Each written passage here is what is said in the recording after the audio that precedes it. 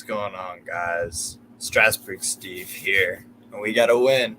We got another win against Lens yesterday in Liga at the at away to Lens. Huge result against a very good Lens team. I wasn't able to watch the game, but I did take some notes. About the game, so I'll be kind of sharing those in a minute. But first, feel free to like the video, comment, share, subscribe, turn on post notifications or video notifications. I'll just be, I've got videos on mostly Strasbourg. I've been shifting more to Strasbourg because I've been a little bit more busy lately with work and whatnot in college here in the U.S. But I still make some time. It's right now it's 6:11 a.m. So got up a little early to make a little match review. My apologies to everyone that I didn't make a match preview of the video, but definitely wanted to make a match review. So I woke up extra early just to kind of prep for it and whatnot. So, so definitely feel free to like, share, subscribe, share my content around. It's much appreciated. But so I'll be reviewing the Lens versus Strasbourg match and a few other games that I got to catch yesterday. I was at work until about 5 or 6, so most of the games were done. But I did watch some. I watched some MLS, Canadian Championship, and then the League's Cup final between Club Leon and Seattle Sounders. I did fall asleep, but I did watch a little bit of that game. We'll kick off and talk about what happened in the Lens versus Strasbourg game. I gotta make that bigger. So basically, since I wasn't able to catch the game live, I did watch a replay of it. For some reason, the second half was I only got to watch the first half. I guess it didn't record the second half, but I did take some notes on the first half. So I mean, the game started out right away. Lens were playing some really nice 1-2s. Seko Fofana looked really good. Frankowski off the left. It was impressive. It was impressive from Lens, but they didn't ever look like really threatening us, if I'm honest. We lined up in a 5-3-2. Matt Sells in goal. Frederick Gilbert at right back. And then we had a back three of Jiku, Nimasi. Nimasi was immense yesterday. And Maxime Lemarchand. Then we had Anthony Chachi at left wing back. Then we had a midfield. It was kind of weird. I'm not sure if Google has this right, but apparently Gamero, he was not playing as a midfielder. But we had a midfield, I suppose, of Aulu, Pericic, and Kevin Gamero. We had technically 3 forwards on at once. And then Ludovic Ajorc, who scored the goal later in the game. I'll discuss that. And then Habib Diallo. So, interesting lineup from Julian Stéphan. And then for Lens, they lined up in a 3-4-1-2. Jean-Louis Leka in goal, Jonathan Gradit, Kevin Danso got a red card, and then Facundo Medina at center back. Then Jonathan Klaus, Ducore, Seko Fofana, Przemysław Frankowski in the midfield to make up that 4. Then Jan Kauzak was further upfield, and then they had a front two of Wesley Said and Ignatius Ganago. It was an interesting game to watch the first half. Again, I didn't see the second half, but I did see highlights of the second half. And the majority of this game was Lens had possession. I don't think at the during the game at any point we had more than about 40% possession. It was pretty much always Lens were pretty much always on the ball, trying to do something with it. But Julian Stéphan, the previous match against Metz, we played like this too. And it's worked out for us. 2 clean sheets and 4 goals scored, none conceded. 3 wins out of our last 4. One of the defeats was to Lyon, but we beat Troyes, or no, not Troyes. Sorry, we beat Brest. Was it 3-1 or 4-1? I believe 3-1. Let me double check on that. I think it was just 3-1. But let me check that out real quick. Strasbourg. Yeah, so 3-0 win over Metz. Yeah, it was a 3-1. Okay. Yeah, I was right about that. But my impressions from this game was that clearly Stefan he's kind of changing up our style of play a little bit. We aren't on the front foot as much, but there are still times where we look really good on the ball and going forward and whatnot. Definitely was impressed with Nimasi and Chachi. I think had another really good game. Yeah, it was impressive every time that Lons went forward. Granted, they did have a few times in the first half where they got through, but Matt Sells stopped a chance on the left from Seko Fofana. Great save. And there were a few other moments from Lons, but I mean, I don't know. It's kind of tough to say that they didn't ever really look like scoring because there were a few good chances, but watching that first half, I never really got the impression that we were going to concede. But yeah, and then second half kicks off. Danso got a red card. I obviously there's a little bit of bias because I'm a Strasbourg fan, so I it's cool that we got a red card, but I really don't think I really don't think that was a red card because he got the ball and then his followed through leg hit one of our players. I forget who was involved, but I don't think that wasn't a red card to me. VAR to me that was a clear and obvious error. Like he got his foot on the ball, man. It wasn't like it was one of those plays where it's like, oh, it was all ankle or all foot, I'll never know how that was a red card. I would be absolutely fuming if that went against us or something like that. If that was one of our players who got red carded for that, because I would never, in a million years, that was never a red card. So I felt Lons got done very, very hard by there. Really, really poor decision. And then, so obviously, even though we were up a man, we, didn't have, again, I didn't watch the second half, but the possession didn't improve from what I've seen from some of the game notes that I'm checking out on Live Score. Still seems like a lot of, at one point it was 56% possession to Lons and 44% for Strasbourg. We had only 6 shots on goal, but 6 shots, 1 on target, 1 goal. So 1 for 1. That's not bad at all.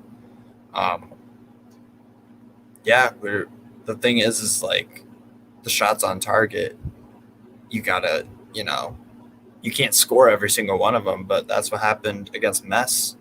We had 3 goals and I believe we had 5 on target. So that's roughly,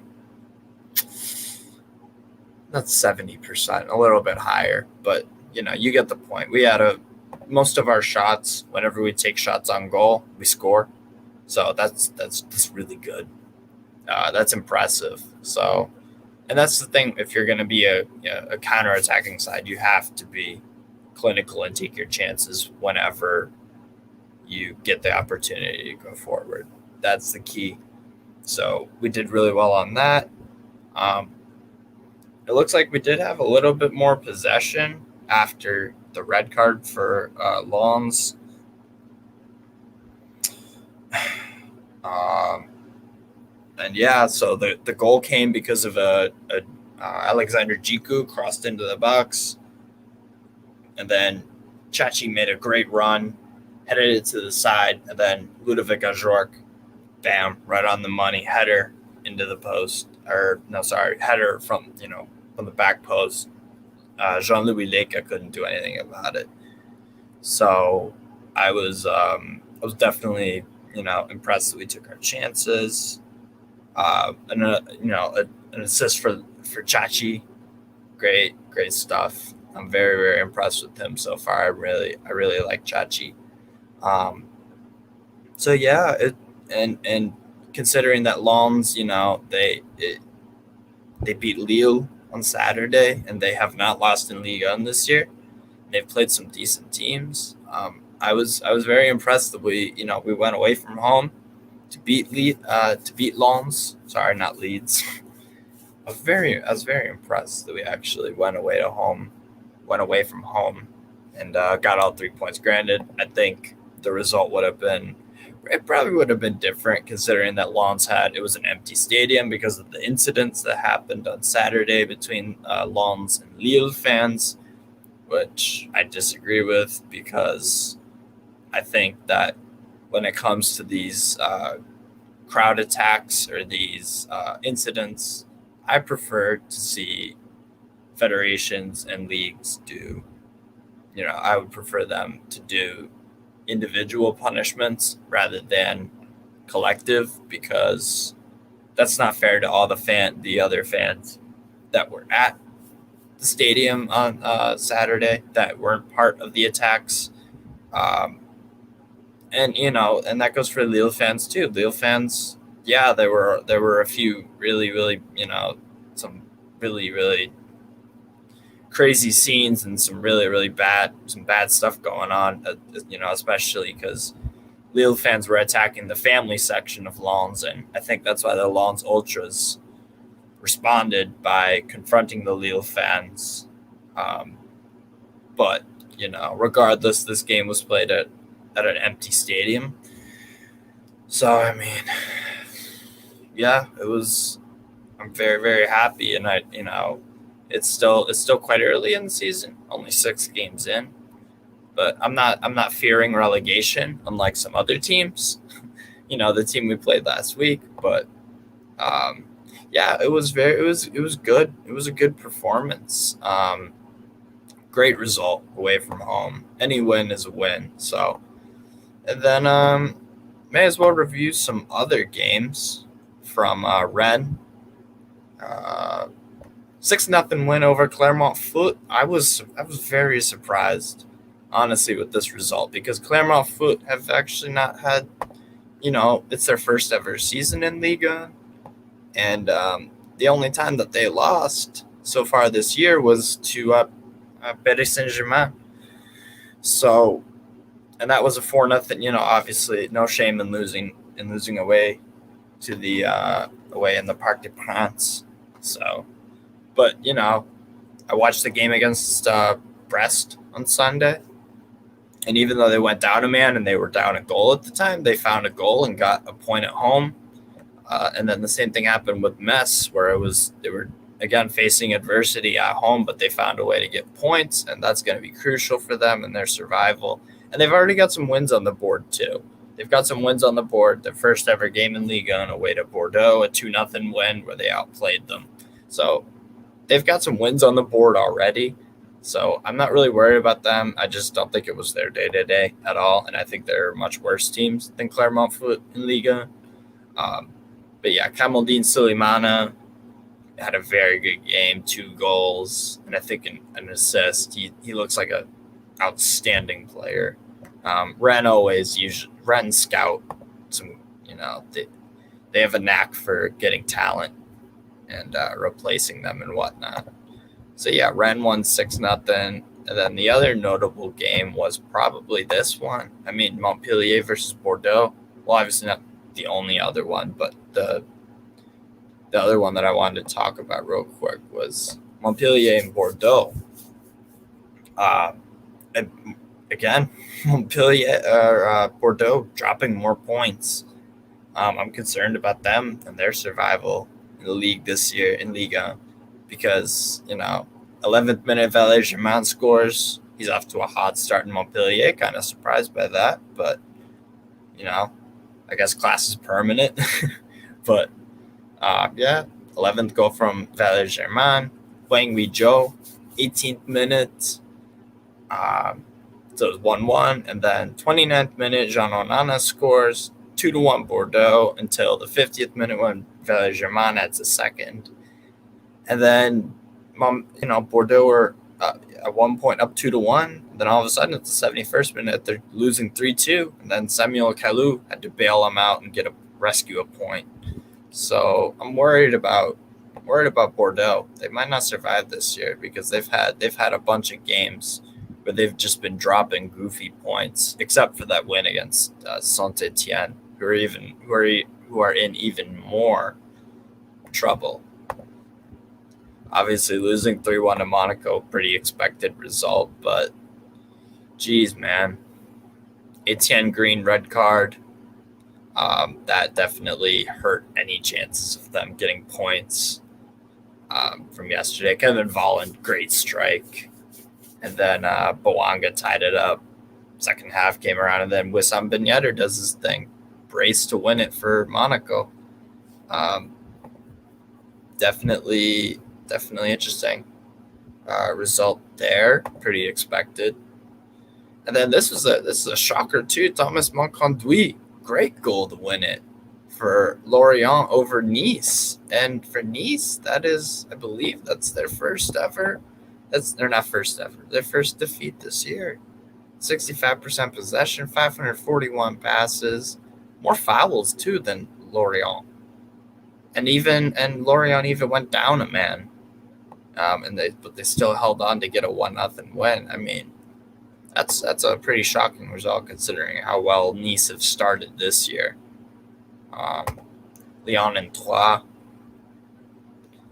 3-1 win for Lyon. Troyes won the first half. Technically speaking, Xavier Chevalerin, great goal, great. Troyes play some attacking football.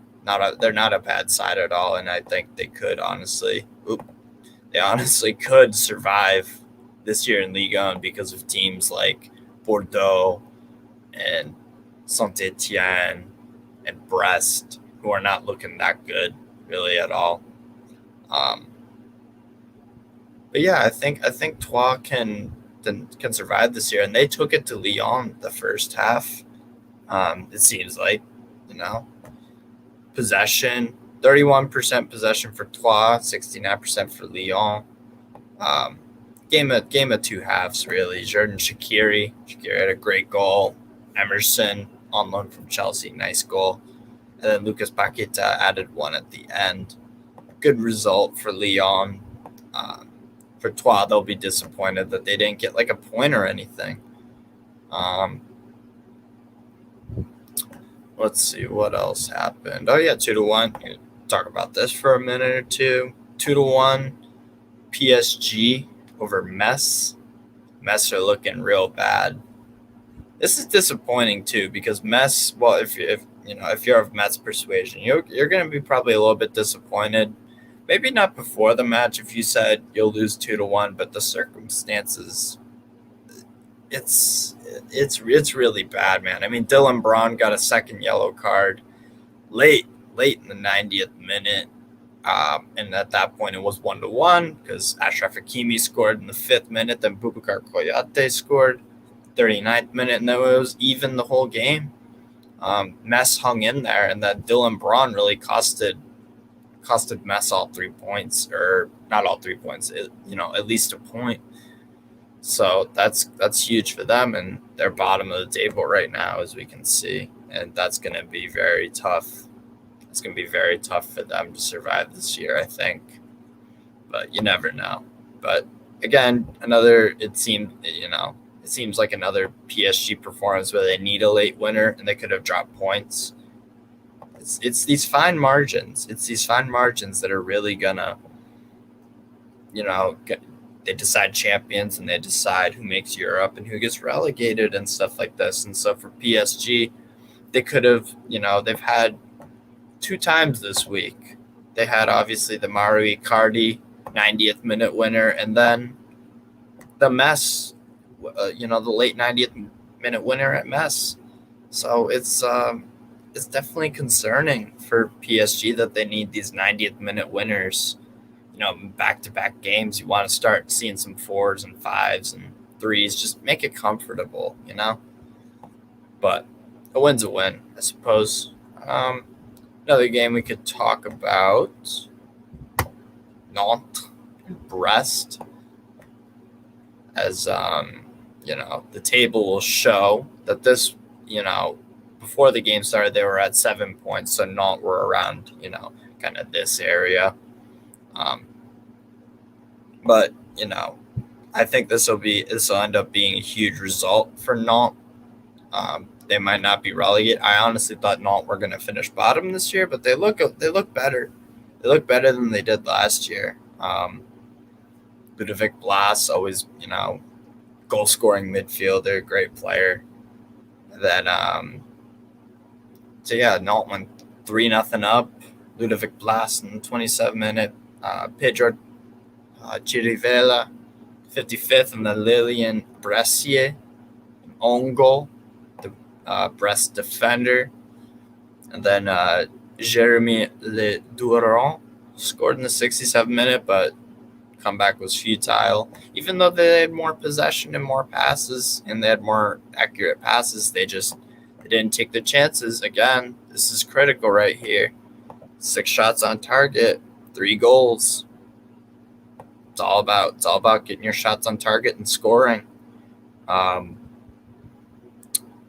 So that propels them, Nantes, into like the top 10. Still early, but make of it what you will, I suppose. And what else we got? Talked about all of these games. I didn't talk about Lille versus Stade de Reims yet, but finally Lille get a win this month, their first win of the month against a resilient Stade de Reims side. Jonathan David scored in the 31st minute, the Canadian international, finally getting off to a decent start. Benjamin Andre scored again for Lille, 2-0 up at the break. And then Alexis Flips scored a penalty in the 74th minute, but it was too late from Stade de Reims. Finally, Lille get, a win this month. That's going to be huge for them. I still think I'm shocked, honestly, that Jocelyn Gouvernec has survived as manager, to be honest, because I thought he would be fired immediately after the Derby defeat to Lens. I thought he was a dead man walking, to be honest, because he has not set the world alight with Lille this year. 3 wins out of 13 games so far, so he's going to have to really, really, every single loss that Gouvernec gets, the pressure's going to keep on mounting and mounting and mounting. And eventually, if that happens, then he's going to get let go, because you would think that Lille are a club of ambition. And then the final game yesterday was Angers versus Marseille. Not too much happened in this match, it seems like. 60% possession for Marseille, 697 passes, only 1 shot on target for both teams. And total, they had 15 shots in general, but only 2 of them combined for both teams were on target. And Angers are off to a pretty damn good start this year. Third in the table so far after 7 games played, 12 points. Not bad, but this table is after about, I would say about 15 matches in, the table really starts to take shape.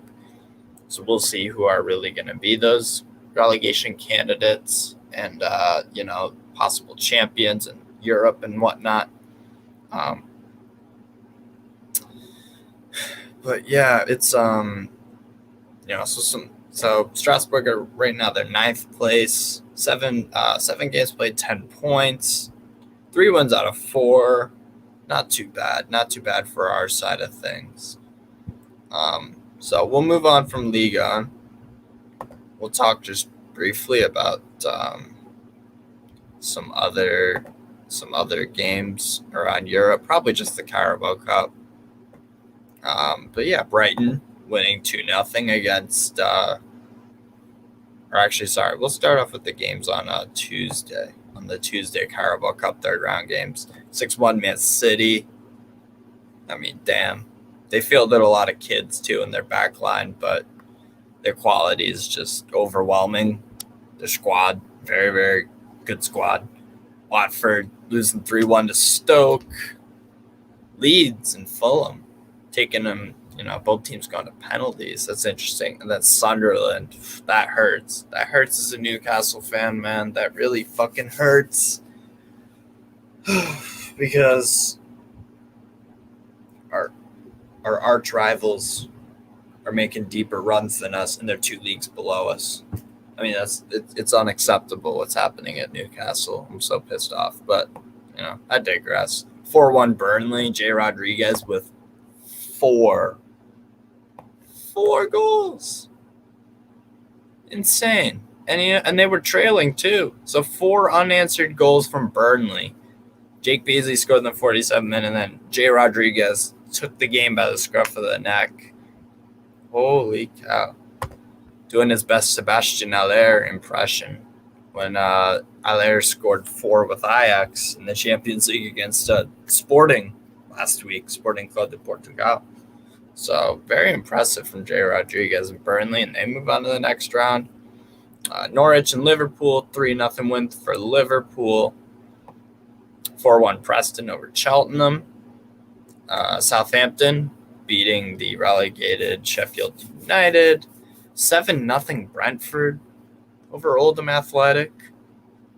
I mean, they've been crushing the other Brentford EFL Cup game. I believe it was like a 6-0, or it was a 3-1 win. 3-1 win for Brentford over Forest Green. Brentford are not looking bad this year at all. And clearly, even though it is Oldham Athletic, say what you will, but Marcus Ford, 2-team, Burnley with Jay Rodriguez with 4 goals, and then Brentford, Marcus Ford with 4 goals. Johan Wissa brace, and then Rafael Diarra own goal. Brentford's not looking bad at all. QPR with the cup set over Everton, 2-2 in regulation, and then 8-7 on penalties. 2-0 Brighton, 2-0 Leicester over Millwall.